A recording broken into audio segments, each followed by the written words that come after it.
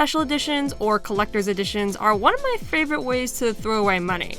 I remember the first special edition that was ever on my radar was Halo 2 on the Xbox. The most enticing part about it all being the steelbook as the game case. Like, that's so badass to have its game box made of metal.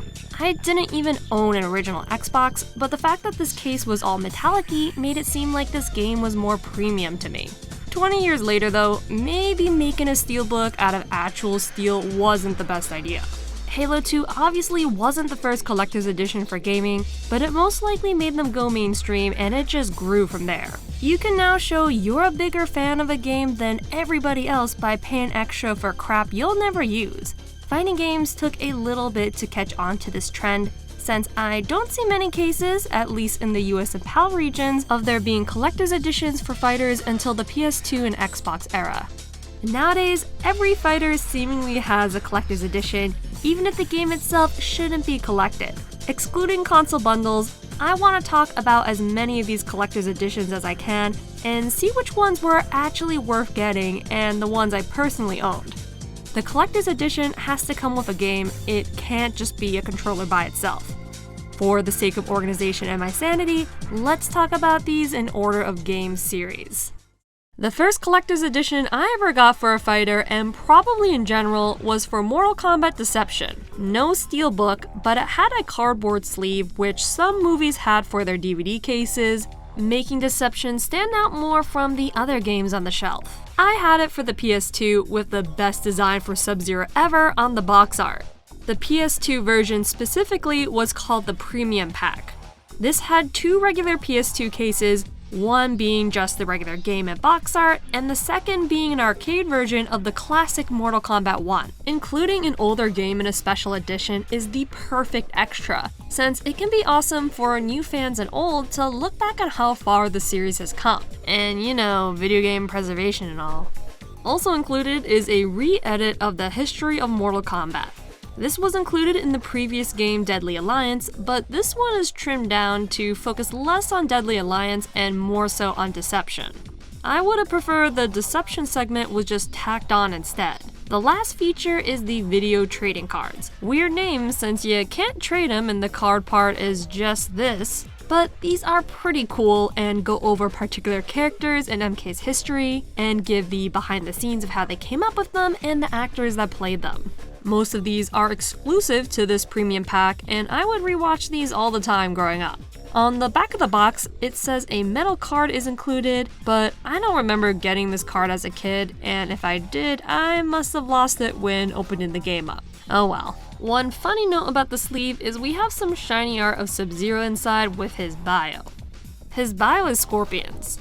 Sub-Zero's story below is right, but him being neutral and his allies being no one, and one of his foes being himself, yeah, that's definitely Scorpion. Over in Xbox Town, instead of having a Sub-Zero cover, they have Baraka, Melina, Raiden, and Scorpion on their box art.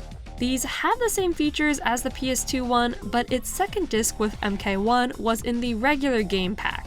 So not the premium dual pack, even though it's the exact same thing. Mortal Kombat Armageddon did have a steelbook, but it felt more like a tin book due to its grainy texture. Now called the Premium Edition, those Xbox Collector's Editions of Deception must not have sold very well, since Armageddon only had these on the PlayStation 2. There's 4 cover variants being Johnny Cage paired with Goro, Sonya paired with Kano, Sindel with Shao Kahn, and just the plain old MK logo, making this the lamest one since it's the same box art as the regular one. These pairings are awesome, and I'm surprised they didn't use characters like Sub-Zero and Scorpion, or Melina and Katana for their box art instead. To get all the different box art versions, at least in North America, they were retailer exclusive, so you had to go to a place like GameStop if you wanted the Johnny Cage and Goro one. Open in the box, there's a signed animation cell from Ed Boon of the box art you got, and when I say sign, I mean it's printed on. This also comes with 2 discs, and the second disc includes more of the character videos and some of the previous ones. A History of Fatalities video, which goes into how the concept was made, as well as personal highlights and lowlights from the developers. The best part is the arcade version of Ultimate MK3, which wasn't included on any previous Midway collections before. In the next gen of the PS3 era, special editions were extremely common for almost every single AAA game at the time. MK vs DC was no different. This was a bigger game box for sure, but it was more quality feeling cardboard with a plastic sleeve over the case. The cover is one of the best box art ever, being made by comic book artist Alex Ross. It took me years to find out you can actually remove this, and it still has the Alex Ross box art on the actual cardboard. I like to keep it in since it just looks better. When removed, the vibrancy of the colors is lost. You get a little comic given some backstory of the big bad Darkhan, and the art is done by the co-creator of MK, John Tobias, who hasn't worked on a mainline Mortal Kombat since 4. Nice to see him come back in some way for this. As seems tradition, we have a bonus disc, but there's no extra game included since it's just a DVD movie of the behind the scenes on how this game was made. I think I've only seen this once, and it wasn't as interesting as the previous videos. Perhaps it's because I just don't really like MK vs DC all too much. Because of that DVD, out of all the special editions, this one is just okay. Mortal Kombat 9 on the other hand, now that's a collector's edition. With a K, of course. In North America, the box was huge since it included 2 statues of Sub-Zero and Scorpion that were used as bookends. This was the start to Sub-Zero getting screwed over in the marketing of MK time and time again, and this one in particular is immortalized. This is my favorite type of merch, something that has a real-world purpose.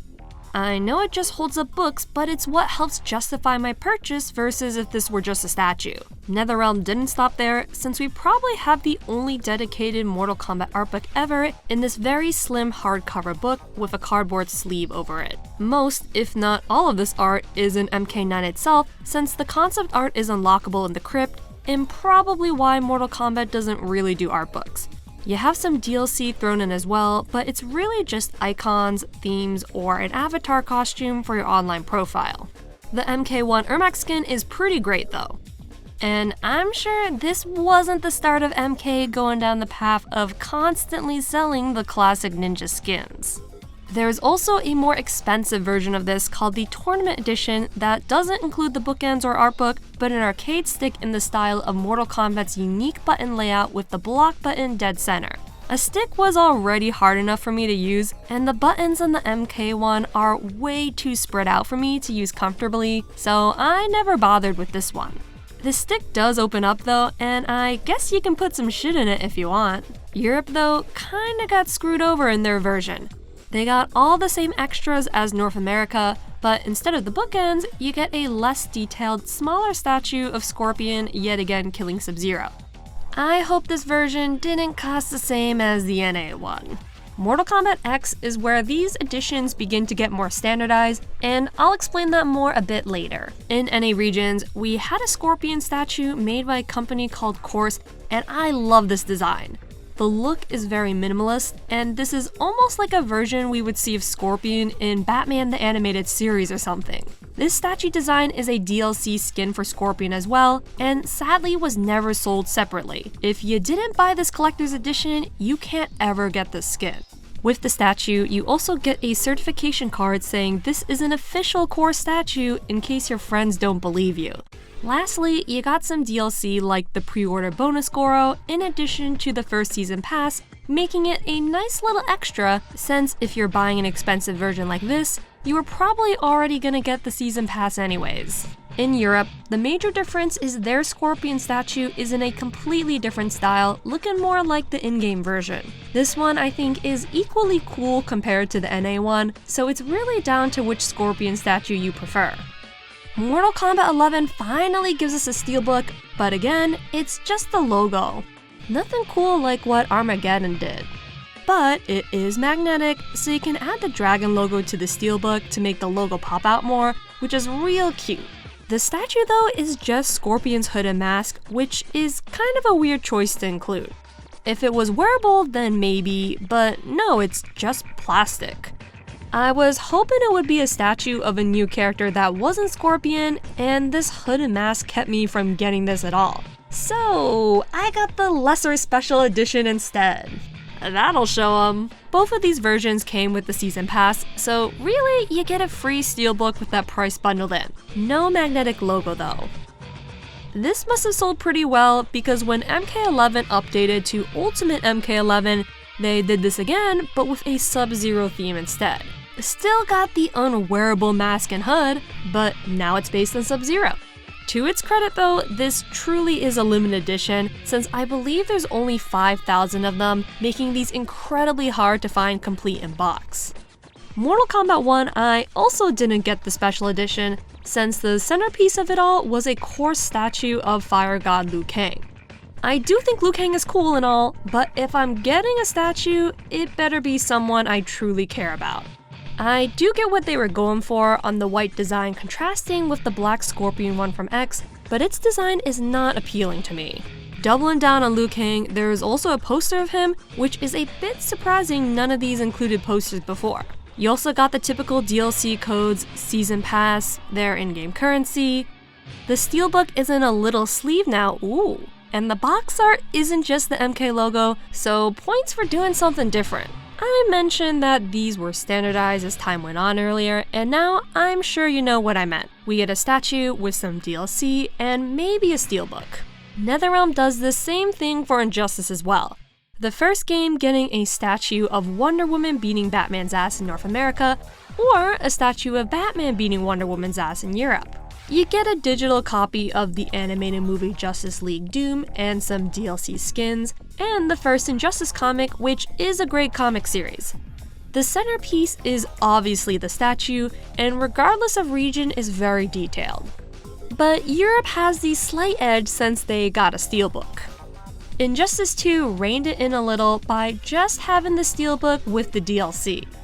Before you say in the comments, the Brainiac and Batman statues don't come with a game, so that doesn't count. Which good, because these statues are lame as hell compared to the previous ones. NetherRealm, I'm sure for their next game, regardless of what it is, will include a statue and probably the season pass. It seems like they've kind of settled on what works for them for these releases, and I don't think that's gonna change anytime soon. A bummer that classic MKs aren't gonna be included, or fun little behind the scene videos anymore, since that's what made them stand out the most for me. But I guess we're just gonna have to be content with just the statues for a bit. Now let's see how Namco handles special editions with the Soul Calibur series. It actually took Soul Calibur quite a bit to start doing these too. It wasn't until on the PS3 with Soul Calibur 4 they hopped on the trend. It's a pretty modest one too. They have less of a steelbook and more of a tin box where the game is kept. In the tin box, there's a poster with both console-exclusive Star Wars characters present, and on the flip side, a tournament bracket poster. On inclusion, since you can only use it once. There's a small comic made by DC with some concept art included as well. A shirt that is different depending on if you got the game on the Xbox or PS3 is here, but the catch with including shirts is the size. The default size here is XL, and that's also assuming you even like the design. Having a pair like Darth Vader and Mitsurugi, people would think this is some bootleg shirt. Included was some DLC for character creation cosmetics as well. Not sure if these were ever available to buy later, but this is probably one of the first times a fighting game included DLC in this generation. With the exception of the DLC, this is the definition of crap I don't want. Soul Calibur 5 does improve a bit by having a fake book as its box to contain the game, making you think that you're uncovering some lost work from long ago. You got a making of DVD, another character creation DLC code, as well as a real book, being a small art book with its last page containing a soundtrack of select songs throughout the series. And a secret compartment that can contain the game itself, which is a pretty neat touch to include.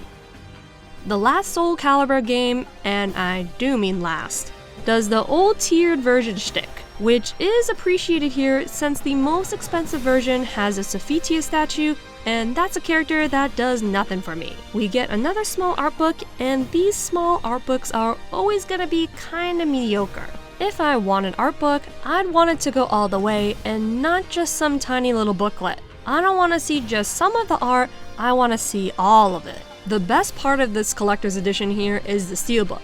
But this one is unique since it has a little button where that famous Soul Calibur narrator says some famous lines.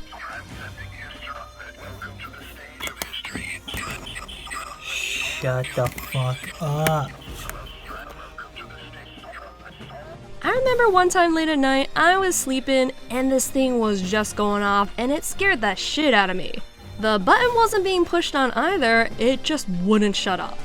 So I took the game and soundtrack and soaked it in water so I could sleep, and it took a while for it to eventually stop, making this the collector's edition that certainly woke me up the most.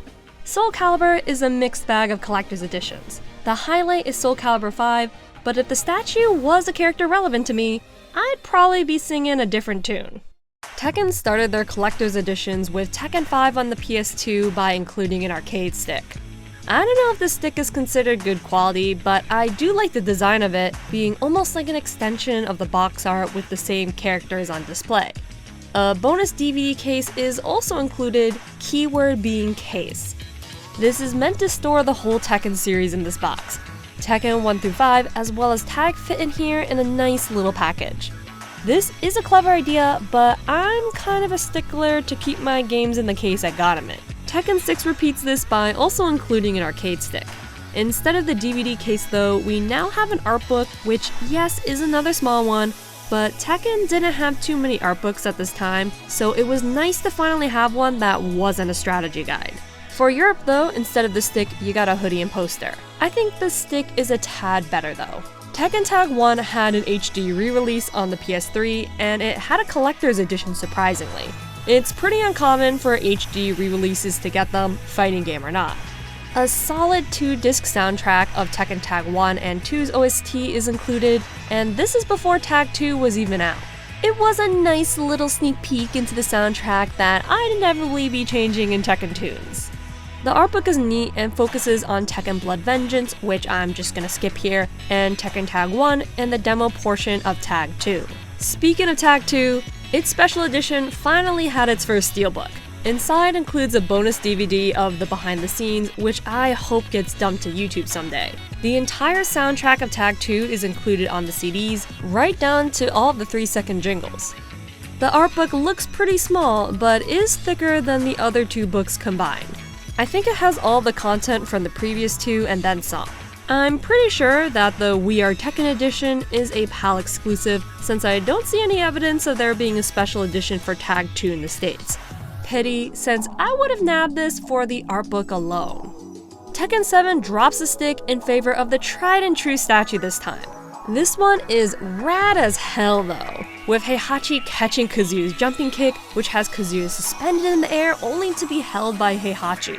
Probably the most visually striking statue I've seen in all of the collector's editions so far. There is a steelbook included, but the box art is awful since it's cut off. I know the back art completes it, but I just think it kinda looks like a mess. This is a solid collector's edition.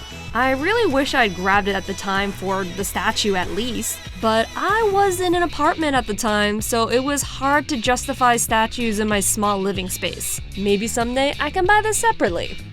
I didn't let that mistake happen again though with Tekken 8. This statue was sick as hell, and the fact that it lit up was the cherry on top. For the longest time, I had this plugged into the USB port of my PS5, so the statue would light up when playing. Although I did get annoyed because my friends who didn't really play games thought this was Sephiroth. The steelbook included is an improvement of Tekken 7's since they still do the front and back art face-off, but it looks like a complete cover on the front. We have a challenge coin that is a cool little knickknack, but I wish I had a more creative idea on what to do with it, unlike the ring here, which I believe is Leroy's. This is too big for my finger and not my style, so it's useless to me. Tekken's editions seem to mix it up a bit, but I don't see them doing the arcade stick again, since hardcore folks can be very particular about what stick they use, and the casuals are probably fine just using the pad. I just hope Tekken 9 or whatever doesn't do the statue again, since I see them getting complacent on that. It's definitely gonna be a Reina statue. Street Fighter started doing collector's editions a bit sooner than you'd think with Street Fighter 3rd Strike. In Japan, 3rd Strike got a standalone release on the PS2. Their collector edition includes things I never really see in any of them, and that's a magazine or MOOC guide of this game. this particular one being a reprint from the publication Misc. Supplementing this guide was a DVD that had high-level footage of players in that era. Lastly, a jigsaw puzzle, which I'm grateful isn't a super common staple to include in collector's editions, but to each their own. I wish I could see all these things for myself, but there's not too much of this footage of this version out there since it's very rare and expensive. Street Fighter IV has Capcom stretching their legs a little bit with a very modest collector's edition. When the first version of Street Fighter IV launched, the collector's edition included a small figure that was either Ryu if you got it for the PS3 or Sea Viper for the Xbox 360. This is when Capcom was pushing Sea Viper hard as like the next Chun-Li, and I do love Sea Viper, but I don't think the casual audience was as taken with her. These figures are a bit low quality too. Sea Viper's face is some real creepypasta shit. I had the Ryu one a long time ago, but I think I gave it away. I bought the 360 version to have one brand new to show you, but as you can see, it's a bit dinged up. The main reason I bought this edition at launch was for the Blu-ray movie, The Ties That Bind. Once I heard it was a canonical prequel to Street Fighter IV, I knew I had to snag that. I even watched it before playing the game to better understand the story and hype myself up for the actual game. And boy was that ever a mistake. This movie is boring as hell, and especially in the climax when Ryu fights Seth, Homeboy just keeps monologuing endlessly, and I was struggling to stay awake. Thankfully, to supplement this, the collector's edition includes a sample soundtrack of the game, the miniest of comics, and one DLC costume pack voucher. One odd thing I noticed though was that the CD was in the DVD case of the Ties That Bind movie instead of, you know, the movie. The movie is instead the second disc in the game case. Maybe the PS3 version has these switched since it was a Blu-ray and not a DVD, but I can't recall. There were collector's editions for Super and Ultra Street Fighter IV in Japan, but again, those were pretty modest. The collector's edition to go all out was for Street Fighter's 25th anniversary being the collector's set. This was a big old expensive box of Street Fighter games. This included a dual pack of Super Street Fighter IV Arcade Edition and Street Fighter X Tekken with all the DLC at that time. This was a decent bit after the release of both of those games too. Damn, this box art is hideous. Digital copies of Super Street Fighter II Turbo HD Remix and Third Strike Online Edition were also included, but the games are just extras to me here. The presentation of this whole package though is nuts. The large felt box with the games and the goodies included make it seem far more special. When opening it, you see a little certificate thanking you for spending your money or whatever, but we have the entire soundtrack to all the mainline Street Fighter games up to that point, including a CD of excellent remixes. A karate black belt that I think is supposed to be Ryu's, but I don't ever recall seeing kanji on his. This could be cool if I was cosplaying Ryu or something, I suppose, but no idea what to do with it otherwise. One of the best parts is this light-up statue of Ryu that still worked with the batteries that were included. I love the energy swelling around Ryu performing Shoryuken with these lights that seem to flicker, but I'm actually not sure if that's intentional or not. And yes, I changed out the batteries just in case, and I got the same flickering effect. Behind the certificate is a small art book of different artists paying tribute to the Street Fighter series with unique illustrations. This package is certainly my favorite so far, and I get these days a company is not gonna include download codes to their older games anymore, since they would rather have like an ad for you to buy them instead. Unfortunately, Street Fighter goes a really lame route with Street Fighter V. First off, a digital download of a sample of songs, which if you're gonna do digital, just include the whole soundtrack. A voucher code for the digital copies of the Udon comics. Neat. Don't see the point of getting a physical collector's edition if this kind of stuff is just digital. There's yet again another very small art book on the stages and characters, but I always feel a hardcover is wasted on a book this small. The piece de la resistance is the Ryu statue you gotta build yourself. He stands stoically while recreating the V with his fists emulating the box art. Just like the main game at launch, this lacks any real substance or personality and just comes off as bland. Maybe including a statue of a different character could have improved this, or maybe I'm just over Ryu statues already. Street Fighter VI is full of personality, so thankfully that is reflected in their collector's edition or Mad Gear box. Finally, no Ryu statue, but newer characters being Luke and Kimberly. They also come with 2 cardboard backgrounds that kinda remind me of the Marvel vs. Capcom toys with the stage backdrops for your figures. One of my favorite parts of this is a zine that's secretly a mini art book but with way more personality. This kinda pseudo-magazine approach is a much cleverer way to do a small art book, and it's incredibly well done. We also have pretty high quality stickers that emulate Li Feng's laptop in the World Tour mode. This set doesn't include a steelbook copy, weirdly enough, but we do have the Season 1 DLC included, which is always appreciated. I love this direction Capcom is going with their collector's editions, and they've improved across the board with other series that aren't just Street Fighter. Their Resident Evil collector's editions come packed with the same level of personality. Unfortunately, they're just much harder to get. There are times when the game just getting a physical disc is the limited edition, which is pretty depressing, honestly. Companies like Pix and Love and Limited Run have released games that probably wouldn't ever get a physical release otherwise. At least that's how it started. My grievances with companies like these are that there are plenty of instances where buying their products can be a bit of a gamble. First off, let's say you got one of many SNK games available for pre-order. It might take upwards of 8 months until that game arrives since they haven't started manufacturing yet. Meanwhile, everyone is having a great time playing the game new on its digital release, and you're stuck debating if you want to double dip. Let's say you don't, and you patiently wait for your copy. It finally arrives, and hey, the game is now hit retail, sometimes an even better version of the one you've been waiting for. This makes it kind of foolish to just get the version where you're getting the game itself with no extras. Might as well get the crazy special editions with all the extra goodies, right? Well, sometimes those versions take even longer to ship to you, making that wait all the more excruciating. And what if you just don't want that stuff? The ideal physical copy is when it's preserving the latest and best version in a way that doesn't require an internet connection. When I heard Gigabash was getting a physical release, I was stoked having all the DLC with Godzilla and Ultraman on disc. But whoa, hey, it's just the base game. What's the point of this disc then versus the digital copy at that point? Just going over a couple of miscellaneous ones. Smash for the Wii U felt more like a bundle than any kind of collector's edition. It's just the game with a GameCube controller adapter and a reprint of a GameCube controller. Since this is a Nintendo product, these were truly limited editions and still go for a pretty high price. The Smash Ultimate versions go for even more and are way harder to find. Another limited edition was the Pro Controller variant where you had a Smash Bros. Branded Pro Controller and a steelbook. At first, I thought this steelbook was kinda lame since there's no characters or anything on it, but it's kinda cool and ballsy for the brand having so much confidence it just needs the symbol, no title or nothing. So I eventually came back around to it. Dead or Alive didn't get a collector's edition until the 5th game. In the NA regions, we got the old small hardcover art book and CD of songs you're not listening to. Japan got more than one version, having the vanilla release include all that stuff and dog tags. Or in the Ultimate release, mousepads I'm sure some people would find useful. DOA 6 Collector's Edition in Japan just doubling down on all of this. Why would you need 3 mousepads? This is rhetorical, by the way.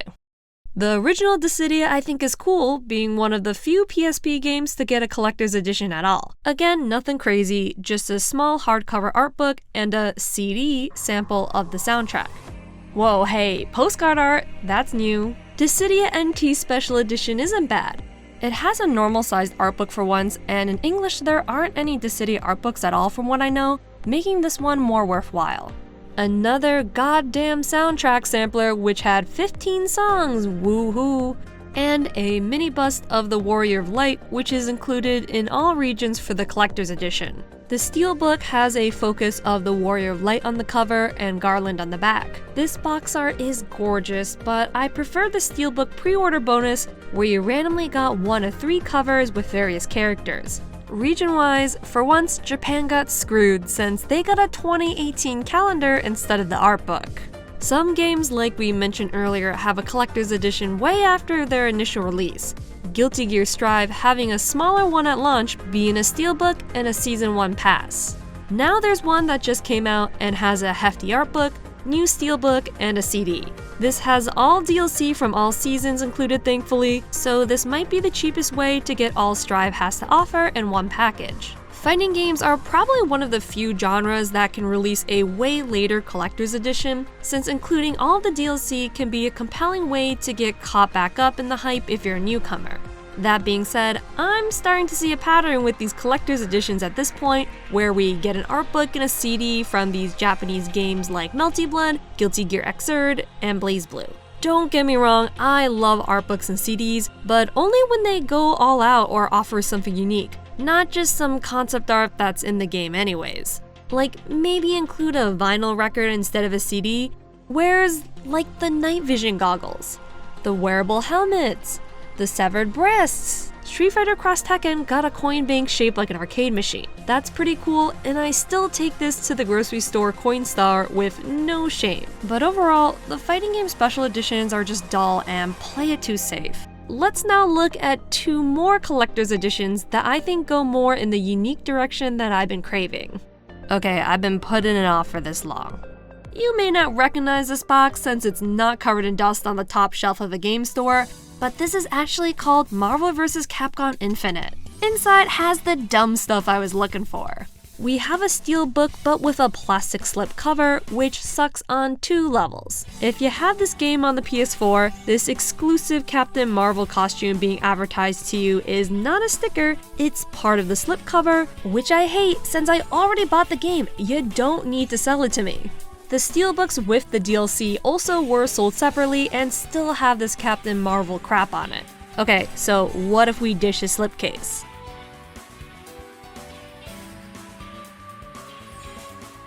I hate this. But hey, let's look at the statues, probably the main reason why you got this anyways. We got 4 character statues and they're pretty big all things considered. It represents the 2v2 gameplay the title has and displays 2 Capcoms facing off against 2 Marvels with the X-Guard Rainbow Bridge stage as the stand. Mega Man and Iron Man look pretty great here. Mega Man is more cartoony than the other 3, and he has simple features that work well for a statue on the cheaper end. And Iron Man is just a mech, so messing up his face would be hard to do. Chun-Li and Captain Marvel look better than good here, they look good enough. Maybe if you put these in a high place or something, you can't really see these low quality faces, but if we're being real though, it's not that big of a deal. These are overall pretty good. I just wish Captain Marvel was swapped out for literally any other Marvel character. I guess I just don't like Captain Marvel that much, but 3 out of 4 is still good. Okay, let's rip this band-aid off quickly. The Infinity Stones I think was pushing it here. Yes, they are Easter eggs that can't be moved, and yes, this was some false advertising. In my view though, even if these things look the way they were supposed to, I don't think I'd want these regardless. I like Marvel stuff to an extent, but having the Infinity Stones is a step too far, like owning the Infinity Gauntlet or Captain America's shield. That stuff sends a message to my guests and I just can't have that. Don't get me wrong, I got some dumb shit in my house, but I'd like to think that it's stuff that's pretty out there and not, you know, basic. At least with these Easter eggs, it's a funny story I can tell the people that these look like shit. At the end of the day, I bought it for the video, leave me alone. I want to end on my favorite collector's edition for a fighting game that's absolutely hot garbage. SNK Heron's Tag Team Frenzy. Yes, the game sucks, but we're not talking about that. We're talking about the treasure trove of goodies here.